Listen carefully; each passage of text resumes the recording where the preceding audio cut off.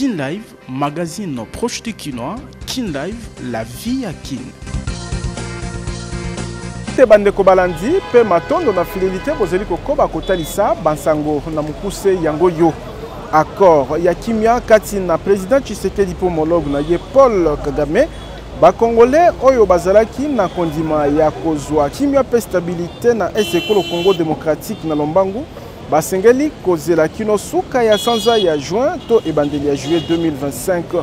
Biteni ebele ya ba territoire ya Djugu pe Irumu ezala ville ya Bunia na Ituka ya Ituri ezali na menace ya déstabilisation monene ya batomboki ya CRP ya Thomas Lubanga na bansango ya Masano etinda ya Gibu Kasana mutu ya équipe nationale U20 ya RDC Sili Azumokano ya Kotika Léopard sima ya échec na match ya quart de finale ya Coupe d'Afrique U20 liboso ya bafana ya Afrique du Sud sima ko contrôle ville ya Kinshasa école RDC Afrique ape mokili toyaka liboso na bino pona hotel Samanso tokutana kilango ignorance à la terre moko na moko ayeba boko be masolo de tolobi Kin Live magazine proche des Kinois.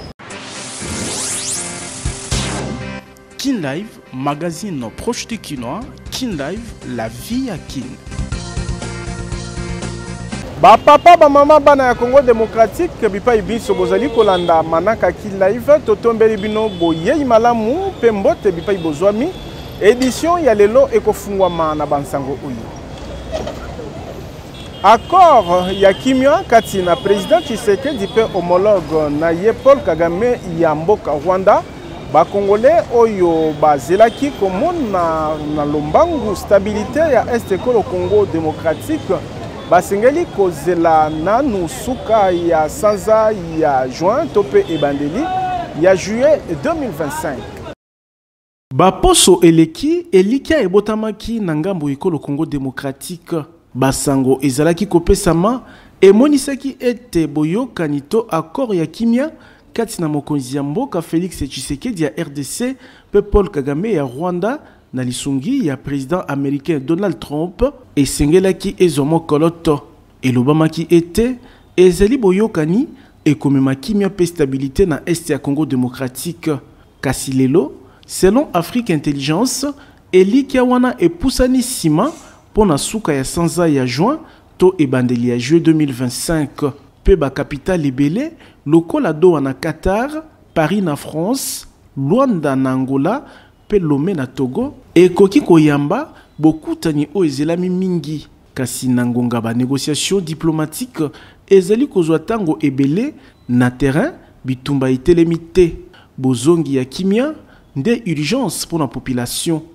na bituka ya este ekolo Congo démocratique mabota ebele bazali kobika na bobangi ba déplacer makanise bulungani po bitumba kati na FARDC M23 o esungami na Rwanda ezali kokoba bana ebele batanga kakelasi lisusu te kobota ya basi ekoma kosalama na bisika bilongo bani te na mokuse bomo ya etuluku ya population ezali suspendu kozelaka accord oyo pe ezali kaka koumela po eya na ngonga basusu bazali kosepela na basalon diplomatique peuple congolais ye azali kozela komona na misu bozongi ya kimia kasi bilaka te bosimba ete eumeli bambula ebele wuta bozongi ya bitumba na este ekolo Congo démocratique kolandisama na bozongi ya misala mabe ya ba M23 kutu ba ville ya Goma pe Bukavu ba chef lieu ya Nord pe Sud Kivu ezali kokonzama na AFC M23 wuta basanza ebele tolobi tibokoyoka. L'Union européenne elingi ko renforcer aide humanitaire na ye na est ekolo Congo démocratique. Commission européenne ya protection ya ba civil ezali déterminé ya kopesa maboko na gouvernement souminwa.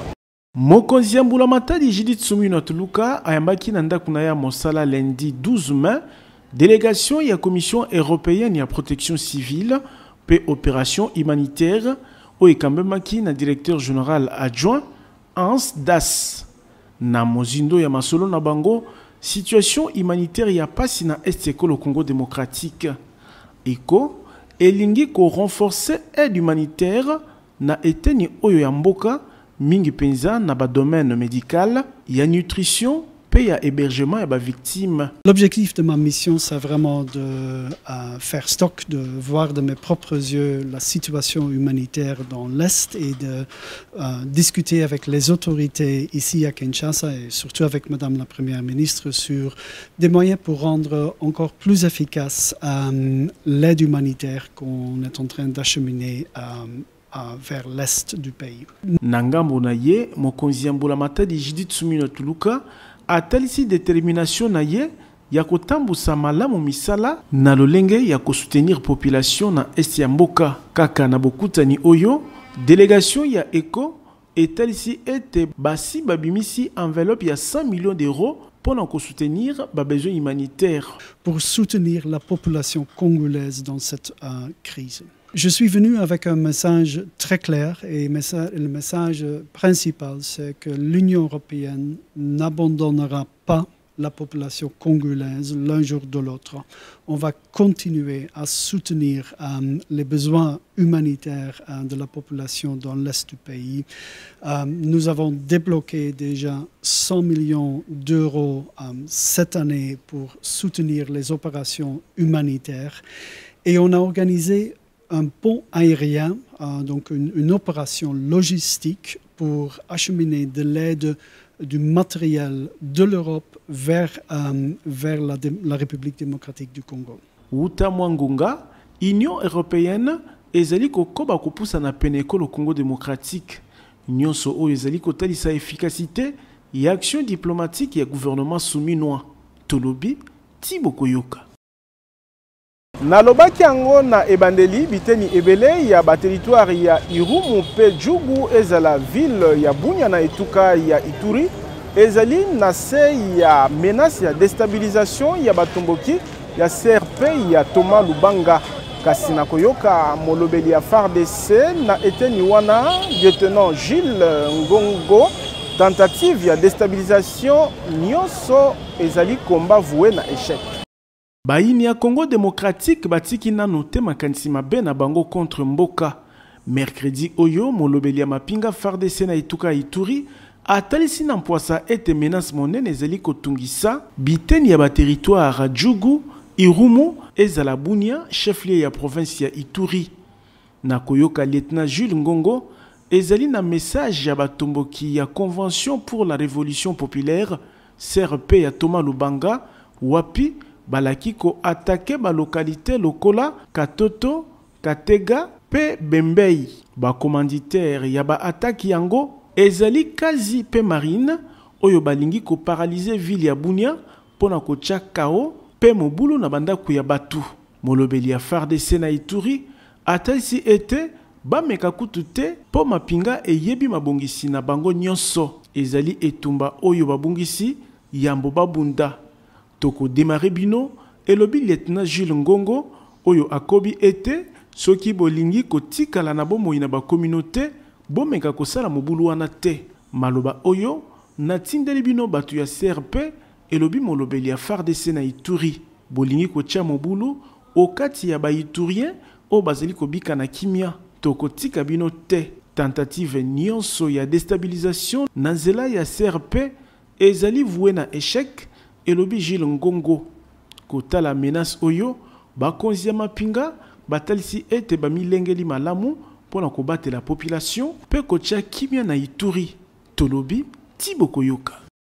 Totikala kaka na bansango etali bituka na Nord Kivu ba membre ya gouvernement provincial babengami ya kosala na objectif moko. Mbela ezali ya directeur ya cabinet ya gouverneur militaire ya etuka ya Nord Kivu Eric Paluku na libaku ya installation na bango. Ba membre ya sika ya gouvernement provincial pe ya cabinet ya gouverneur militaire ya Nord Kivu oyo kambami na général major Evariste Kakule Somo bazalaki installé officiellement lundi 12 mai 2025. Milulu ya remise et reprise elengela maki na gouvernorat ya etuka na ville ya Beni na bokambami ya directeur ya cabinet ya gouverneur militaire Eric Paluku. Na maloba na ye abengi ba coordonnateurs principaux pe ba conseillers près les gouverneurs oyo ba pona misika ya kozala na objectif moko pona kopesa makoki na moyangeli etuka ya koyanola na bosenga ya population. Nous sommes obligés de nous tolérer les uns les autres malgré les caractères qui nous séparent. Mais nous devons nous unir, un devoir commun, c'est nous de réussir. Nous devons nous unir pour l'objectif, pour que nous puissions arriver au bon résultat. Boyeba été, ezali gouvernement ya Yambo ya général-major Évariste Kakule Somo achena esika sima basanza misatu na ndambo ya kozwa bokonzi na mutu ya etuka ya Nord Kivu oyo eteni ezali occupé uta mwangonga na batomboki. Tolobi Tiboko Yoka. Na libaku ya 3e conférence interparlementaire africaine ezali kolengelama na Entebbe na Uganda wapi bazali kolobela ba défis mondiaux émergents mokonzi Assemblée nationale Vital Kamerhe abengaki bikolo ya Afrika ya kosala na bomoko pona kimia pe stabilité politique na économique ya continent. Nanzela ya charte africaine na oitali mabota pe bokonzi ya mabele to souveraineté na bavaler nde mama na likambo ya makita ya misatu ya ba parlementaire ya Afrika elengelami na Entebbe na mboka Uganda. Bakonzi ya suku ya bakelimibeko pe bakelimibeko ya Afrika bazali komanula na mozindo lolenge kani kokembisa souveraineté kobatela bavaler africaine pe coopération kati na ba population ya Afrika natina ya koyanola na baspiration ya bobatelami ya bavaleur o ezali motuya pona Afrika souveraineté pe intégration. Samedi 10 mai mokolo mibale ya makita mokonzi Assemblée nationale Vital Kamerhe azwaki maloba wapi atelisaki mutuya ya kosukisa bitumba pe ba conflit na bikolo ya Afrika kasi komi pesa na promotion ya intérêt politique, économique pe sociaux ya banso. Je voudrais dire exactement ce que j'avais dit hier. Je vous ai exposé un projet où il est établi clairement et de façon naturelle que l'Ouganda, le Rwanda, le Sud-Soudan, la République centrafricaine, l'Angola, le Congo-Brazzaville, la Zambie, la Tanzanie, le Burundi, nous pouvons vivre en paix sur base d'une coopération régionale économique bien pensée. C'est l'antidote de tous les conflits que nous connaissons en République démocratique du Congo, qui sont dictés par les multinationales et les grandes puissances. Et j'ai conclu en disant que l'Afrique doit aimer l'Afrique. Mokonzi Assemblée nationale école Congo démocratique a-t-elle ce qui n'a libaku oyo été RDC na Rwanda basali na masolo pour kozonge la relation diplomatique. Je suis le premier défenseur de l'exploitation commune du pétrole Lac Albert entre la République démocratique du Congo et l'Ouganda. Et je suis d'accord avec lui que nous devons souscrire à ces pipelines, puisque quand il s'agit de pays occidentaux, nous sommes trop pressés, mais il s'agit d'un voisin, nous allons le faire. Pour le moment, et pour tranquilliser tout le monde, y compris nos voisins du Rwanda, nous sommes en pleine négociation, en plein processus de rétablissement de nos relations diplomatiques, de coopération et de cohabitation pacifique. Malheureusement, les Africains attendent toujours que ce soit les Occidentaux qui viennent. Makita ya mikolo misatu oyo fungwama ki vendredi 9 et kangaki bikuke dimanche 11 mai 2025. Tolobi Tiboko Yoka. Bapaster babengami ya kotosa mobeko epekisi nuisance sonore pe koyeba na kosensibiliser ba ninga na bango. Exhortation ezali ya ministre d'État ya justice Constant Mutamba o atalisi ete nuisance sonore ememaka makama ebele ezalaki na libaku ya délivrance ya ba permis de culte na basali na Nzambe ya lingomba ya Dodokamba. Yoza pasteur mibeko epekisi yango mibeko ezali ko réprimer ba nuisance sonore. Décret à 2014 ezali Oulioza la modèle soki mutuana ameki komi plaindre que papa ekiti satami musique obino azandoki omoni bandoki bango il faut délivrance. Alléluia. Au nom de Jésus.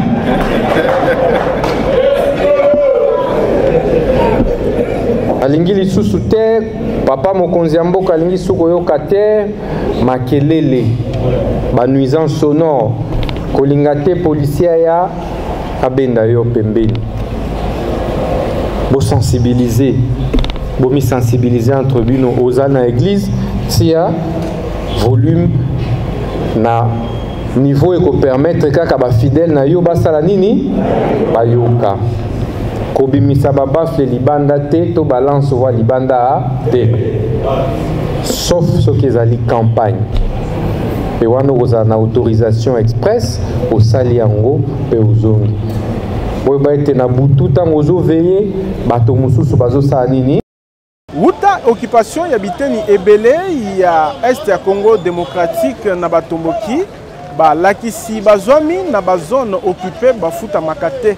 Sieko lisanga ya ba lobeli ya ba lakisi ya Congo démocratique basengi mbula matadi pe communauté internationale ya komi kotisa na mozindo pona kosukisa bitumba na tina ete balakisi bakota na badroit na bango.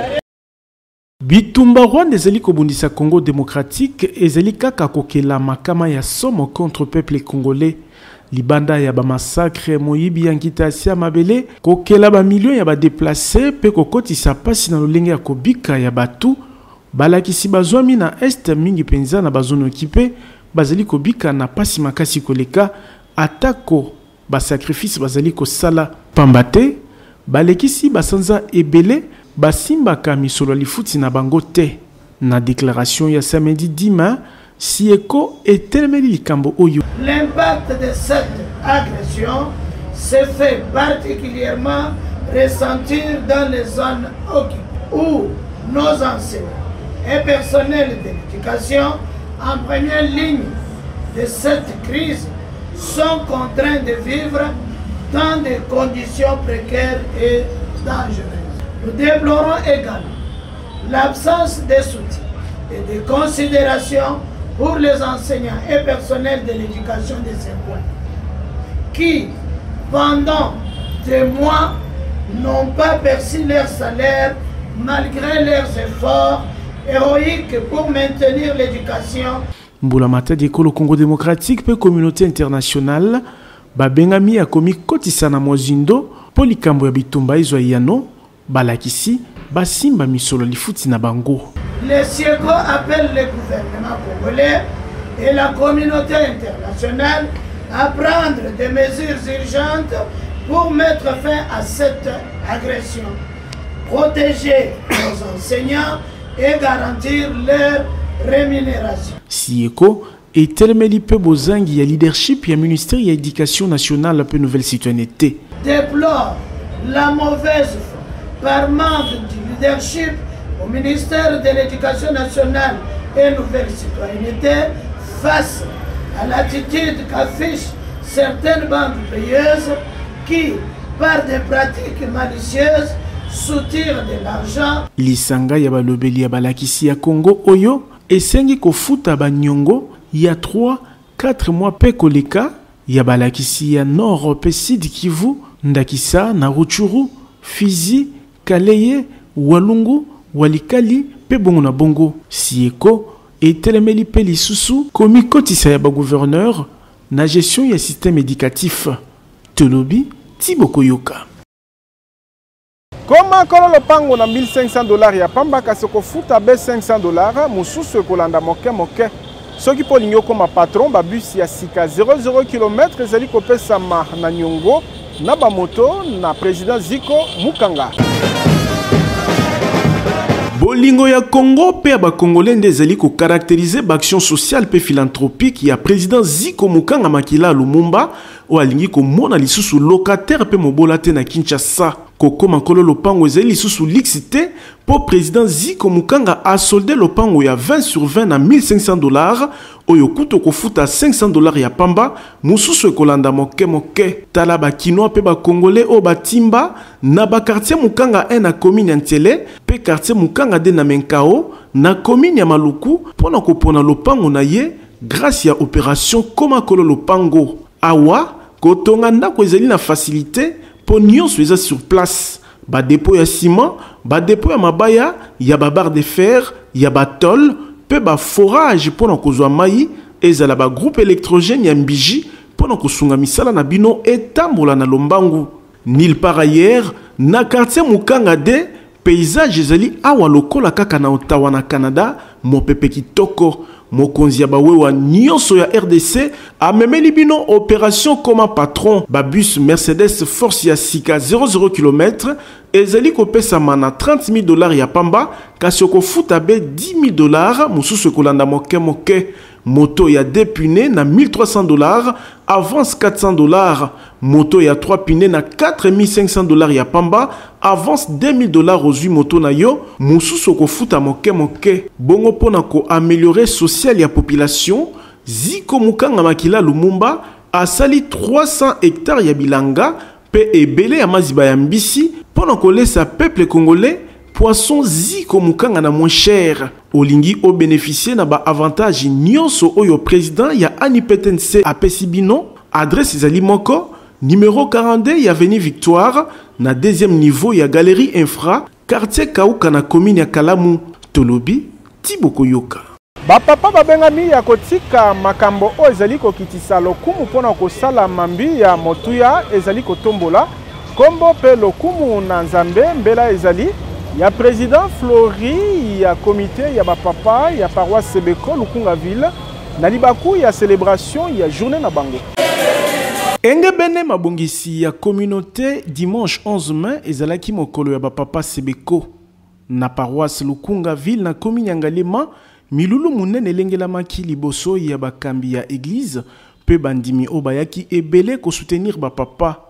Lolenge nini kolongwa na soni o ezali kozangisa lokumu na miso ya batu nde mama na likambo pasteur Paulin Mafuta ya paroisse ya Sebeko Bandal de ateyaki. Floribe ya Bende président ya bapapa na paroisse Sebeko Lukunga ville abengi banso na bosangani po elongo bazala makasi. Tolongwa kati na soni opprobre tosala musala ya malamu oyo kopesa nzambe limiemia oyo kopesa nzambe esengo. Conseil na kopesa na bapapa et surtout bapapa oyo bazali komona na te ba s'approcher na biso tosala elongo po bato mukili bazolo ba l'union fait la force.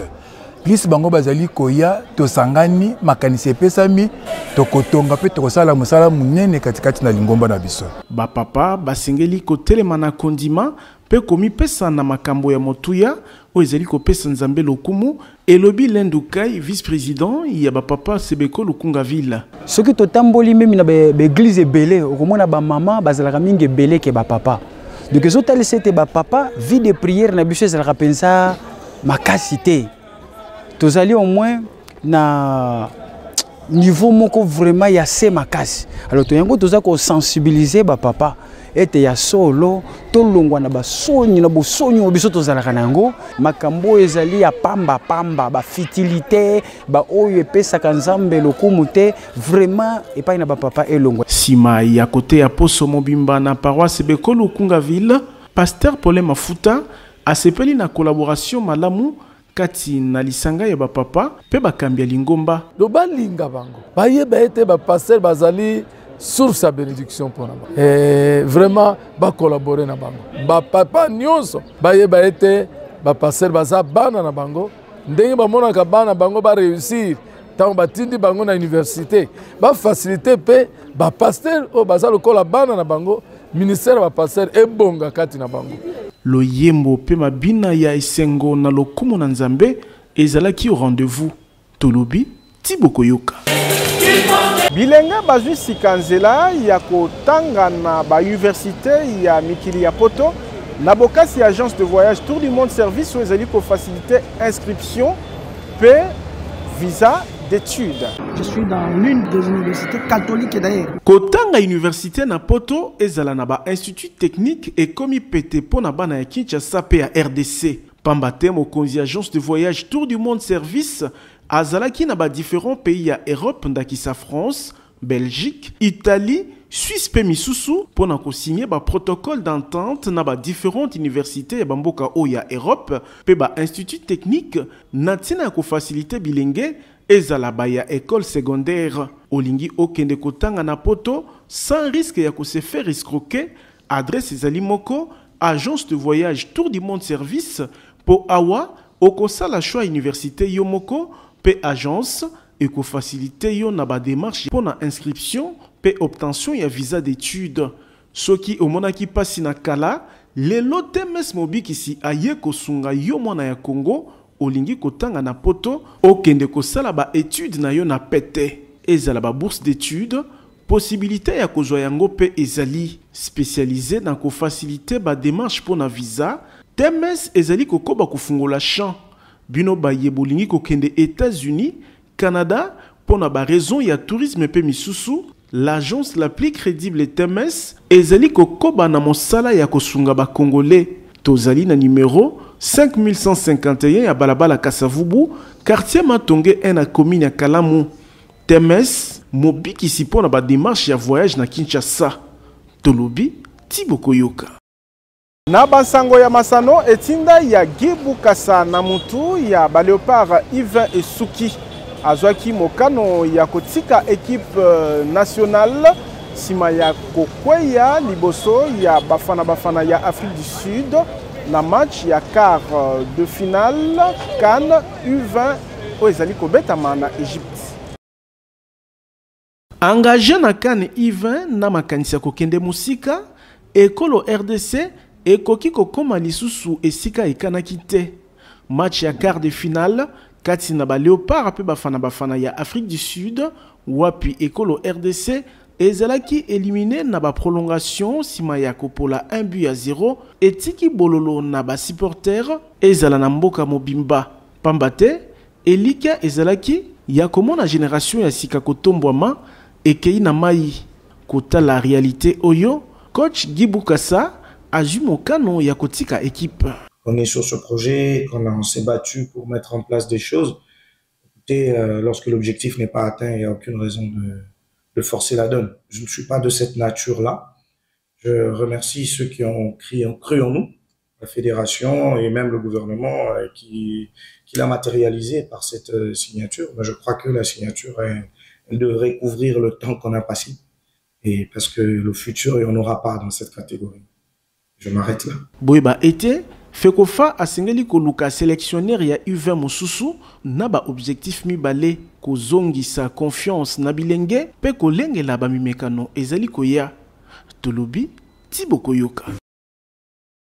Bokono ya misu na minu ekomi kozwa lobiko na bokasi ya Fondation Oila na nzela ya clinique ophtalmologique pe dentaire super optique ezomi na Rompwengaba esika bazwaka transport ya Zando.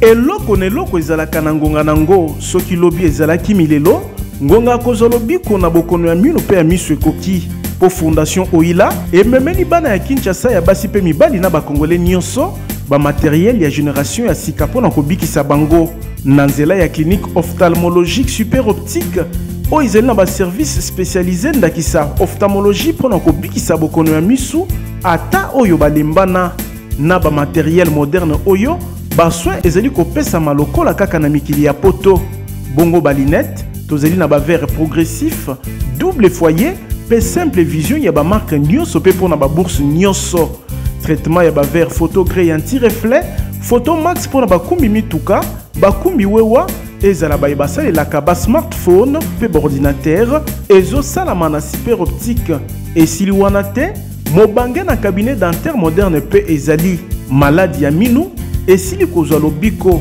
na ba équipement ndakisa fauteuil moderne oyo ovandi neto matina cheval pasi bosana lobiko ezali koya chirurgie dentaire ya ba sorte nyonso ezali kosalama minu ekatana osekaka lisusu te awa minu ezali kozonga mobimba pamba te ba prothèse ya ba forme nyonso ezali kosalama soki minu ekoma salite super optique ezali kosukola pe blanchisserie dentaire ezali minu ezonga kongala lokola mapata radiologie dentaire pe ezali nyonso na prix ya bana mboka adresse tozali na Rompwengaba en face ya station Kobile esika bazwaka transport ya Zando maladi na yo ezui lobiko Tolobi Tiboko Yoka. Toko bakolanda magazine Kin Live na ba communiqué nécrologique oyo.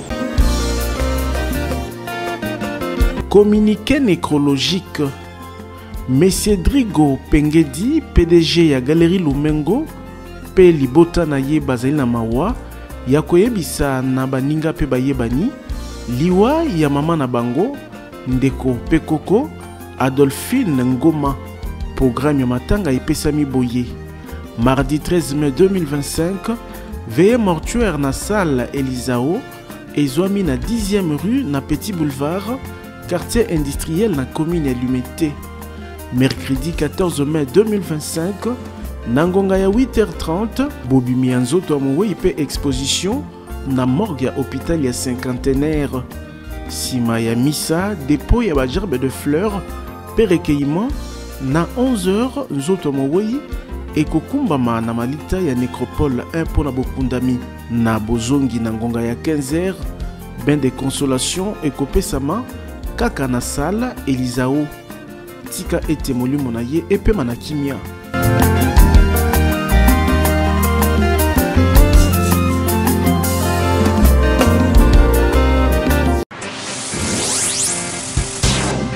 Kin Live, magazine proche de Kinois. Kin Live, la vie à Kin. Kin Live suki awa, tozalaki na sengo ko présenter bino ango, pe totondi bino pour la fidélité. Kasitika totombela, mbotama elamu na Tatiana Alino o azeli ko souffler na buju moko de plus na bomo inaye. Magazine Kin Live tombelio, mbotama elamu Tatiana Alino na kombo ya Gianni Mweme. Botikala na kimia sima kamera. Ezalaki Fabrice Bengo. Kin Live, magazine proche de Kinois. Kin Live, la vie à Kin.